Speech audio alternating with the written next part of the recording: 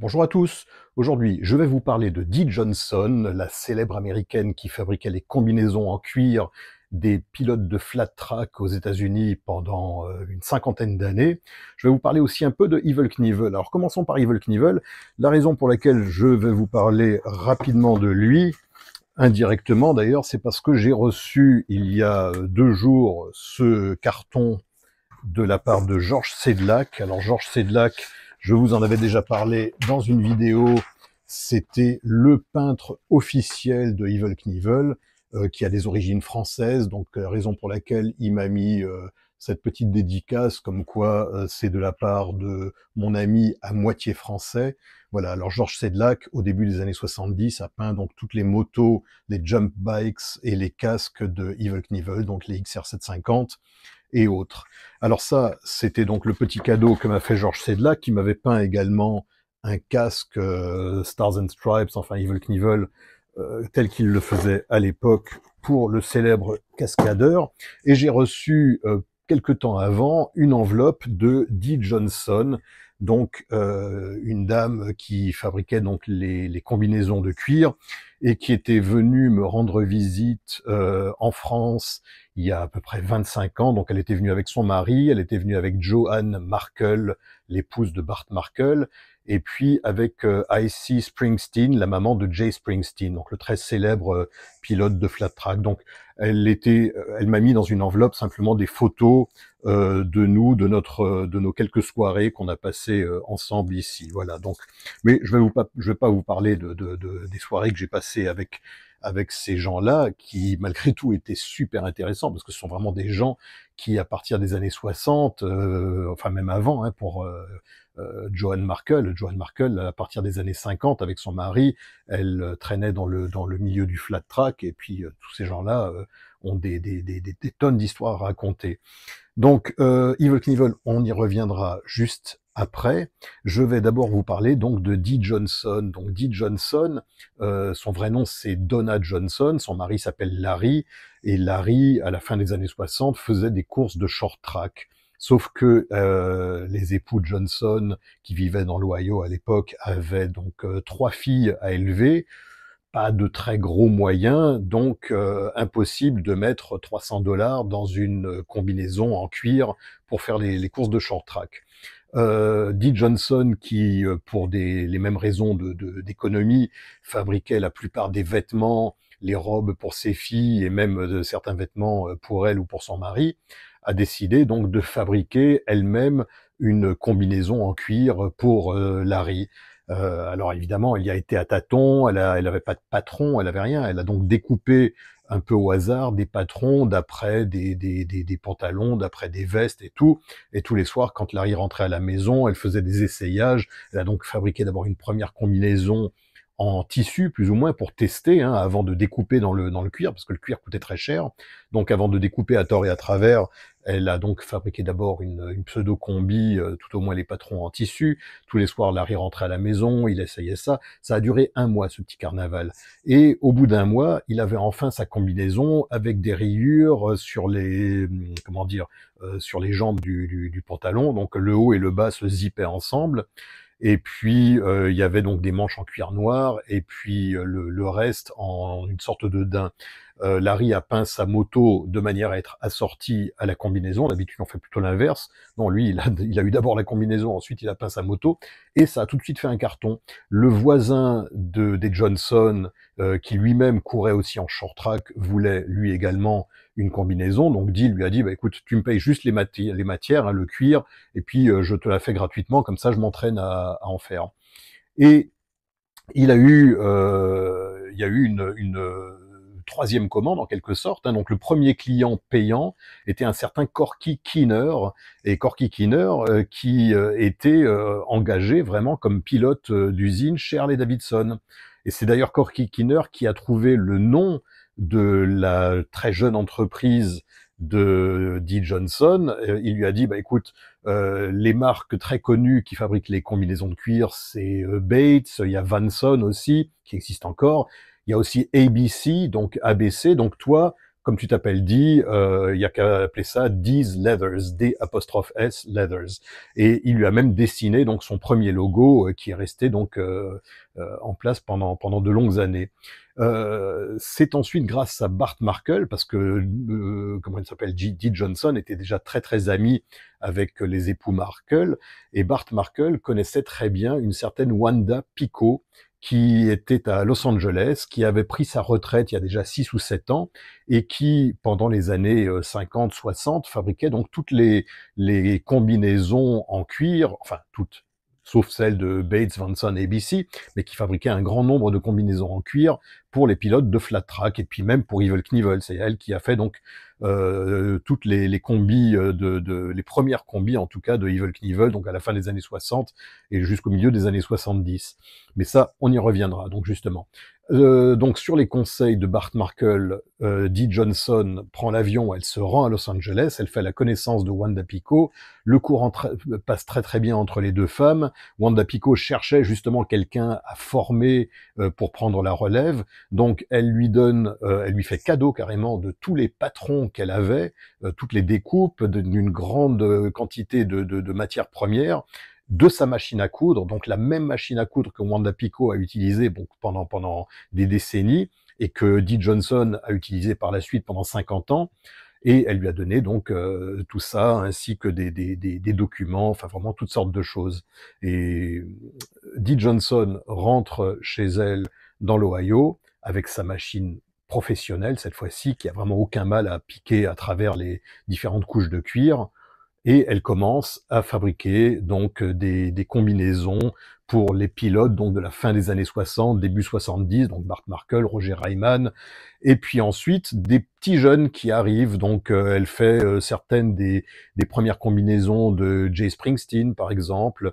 Elle fabrique ensuite toutes les combinaisons de Scott Parker. Donc Scott Parker, dès qu'il était gosse, a commencé à l'âge, je sais pas, il avait une dizaine ou une douzaine d'années quand il a commencé le flat track.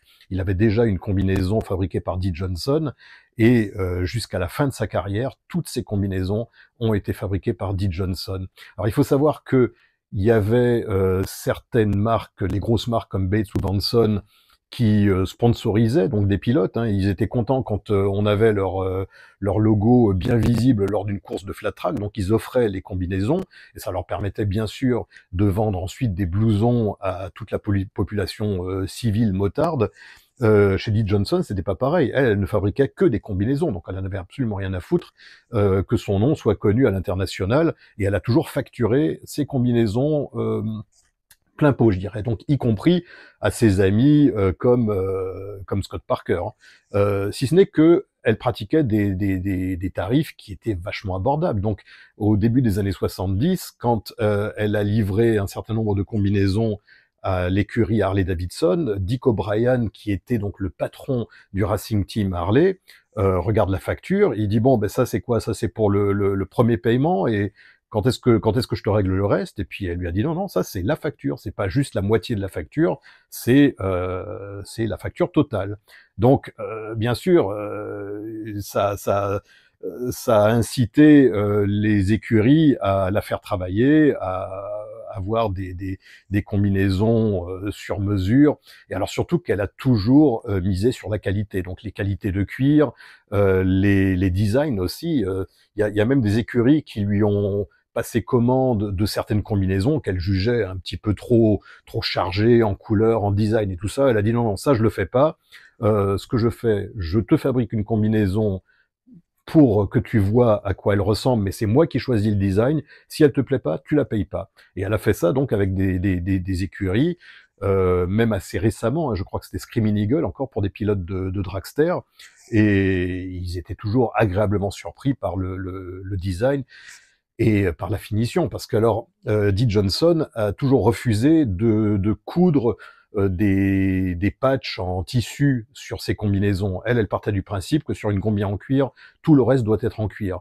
Donc sa fille, qui s'appelle Vicky, découpait, elle était très forte pour ça, elle découpait donc les logos, les lettrages et tout en cuir, qui était ensuite cousu par sa mère. Il faut savoir que Vicky est aussi depuis plus de 40 ans, depuis je sais pas, au moins 45 ans, l'épouse de Randy Goss. Donc Randy Goss avait été Grand National Champion de flat track à EMA en 1980 et 1983. Il a gagné des dizaines de courses nationales. C'était vraiment un très très grand champion de flat track, de dirt track, hein, au même titre que Jay Springsteen, Scott Parker, Chris Carr et tous les autres.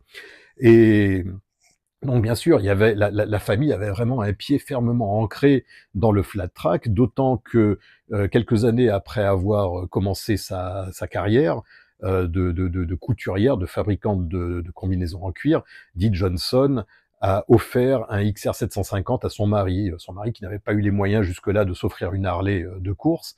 Et à partir de là, il y a eu un deuxième XR et ils ont sponsorisé un jeune pilote. Donc voilà, le pilote qui courait donc sous les couleurs de Dee's Leathers.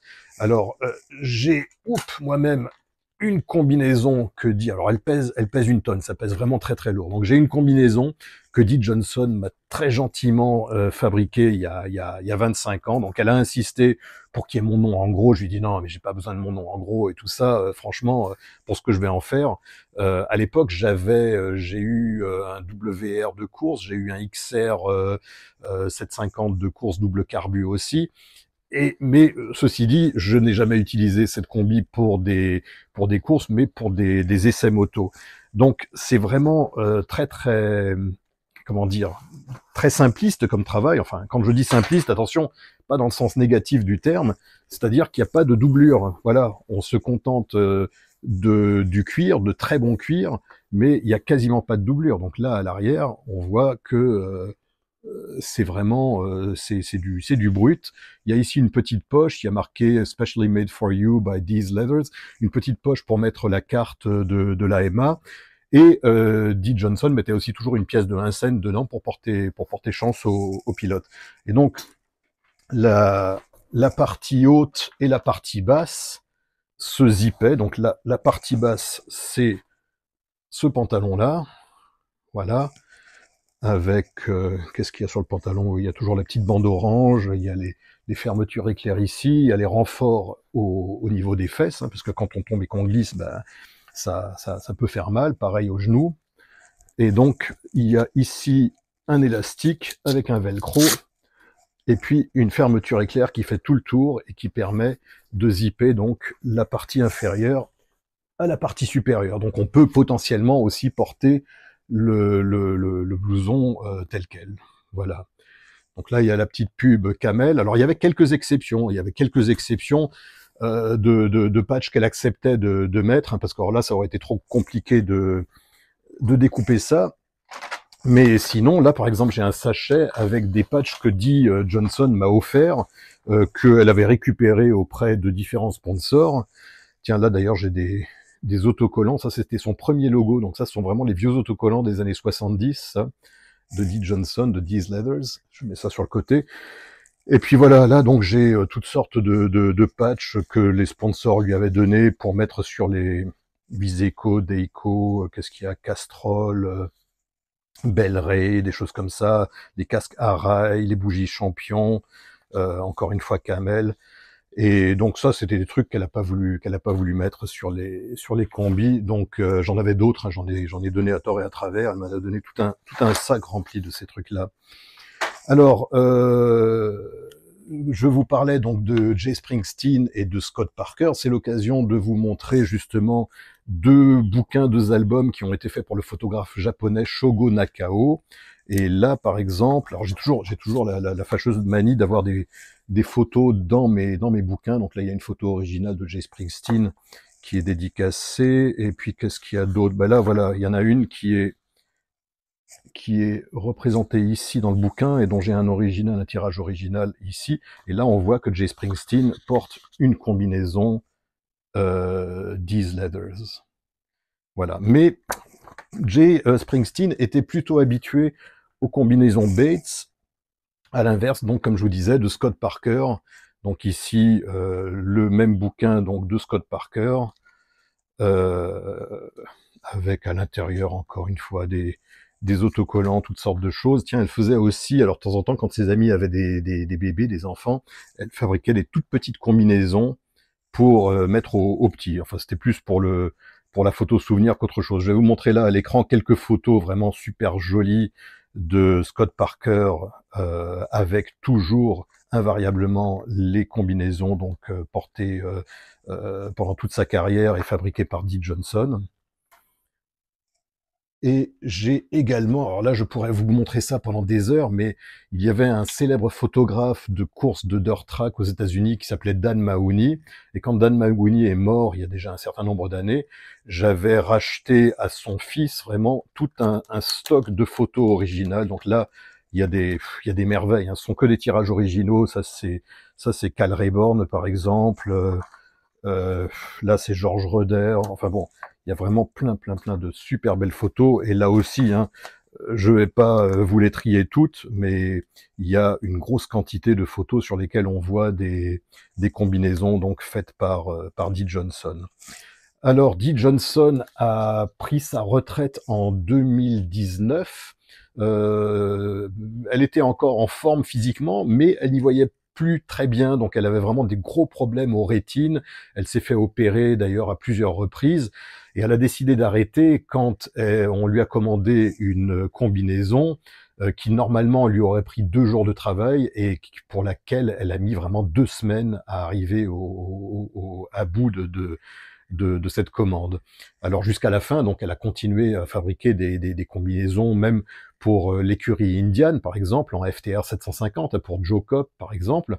Et elle a donc décidé de prendre sa retraite en 2019.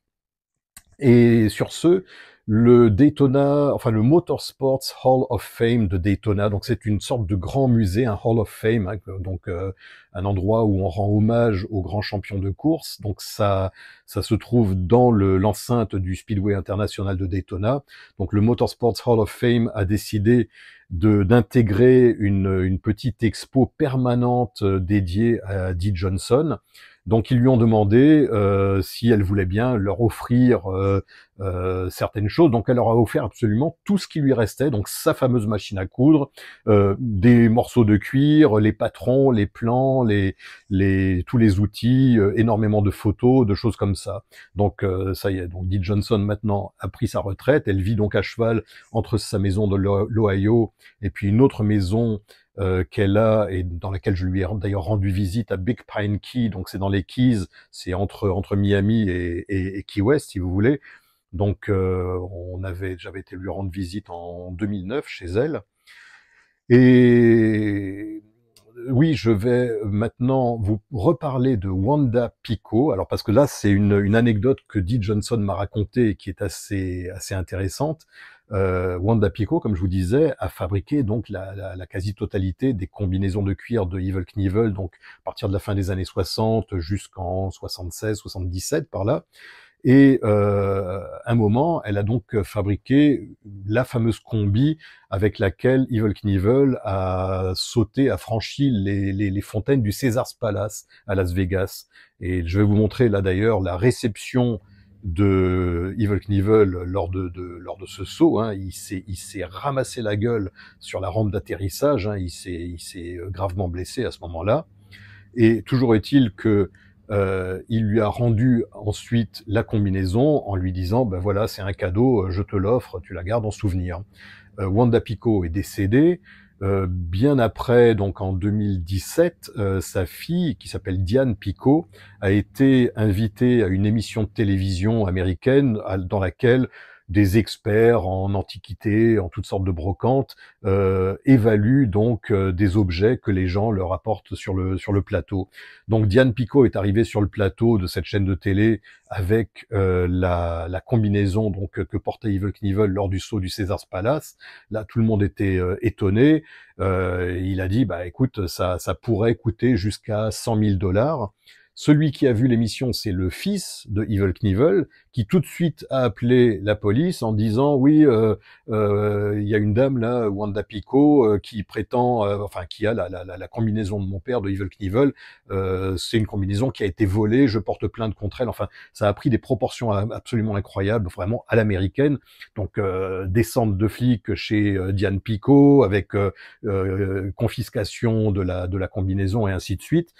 Diane Pico a contacté Dee Johnson, complètement affolé, en lui disant écoute, toi tu connaissais ma mère, tu connaissais un peu toute l'histoire. Dee Johnson lui a dit écoute, il n'y a pas de souci, je vais fouiller parce que ta mère m'a donné énormément d'archives et notamment toutes les correspondances qu'elle a reçues de la part de Evel Knievel. Donc elle avait toutes les lettres originales, dont une lettre, enfin donc une série de lettres où il mentionne le fait qu'il lui renvoie la combinaison et où finalement il précise qu'elle peut la garder, il lui en fait cadeau. Donc grâce à ça, le procès a été annulé, Diane Pico a eu gain de cause et tout s'est bien terminé, sauf pour le fils de Evel Knievel qui aurait bien aimé sans doute rafler un petit peu d'argent au passage. Mais il se trouve qu'aujourd'hui, cette combinaison est au musée Evel Knievel. Voilà. Je crois que j'ai rien oublié, si ce n'est que voilà, là j'ai encore d'autres photos. Tiens, ça c'est une photo qui m'a été dédicacée donc par Randy Goss, donc le gendre, le beau-fils de Dee Johnson. Là, évidemment avec une combi Dee's Leathers. Là encore Scott Parker. Enfin bon, voilà, il y a toute une série et j'en ai plein. J'ai des dossiers remplis de choses comme ça. Ça mériterait, tout ça mériterait d'être encadré, mais ça mériterait vraiment un garage plus grand que celui-ci. Et voilà, donc c'était la petite histoire de Dee Johnson, et puis la raison pour laquelle j'ai ce truc-là ici, c'est qu'elle a tenu à me faire une combi qui est vraiment de super qualité, qui me va toujours, je précise, même si elle a été faite il y a 25 ans. Et puis voilà, c'était tout pour aujourd'hui. Donc je vous en réserve d'autres pour la prochaine fois. Si c'est pas encore le cas, abonnez-vous à la chaîne. Sachez que maintenant, comme je vous l'ai déjà dit plusieurs fois, j'ai un peu moins de temps pour faire des vidéos, mais je ne vous oublie pas et je continue d'en faire. Voilà. Allez, à bientôt. Salut les amis. Ciao.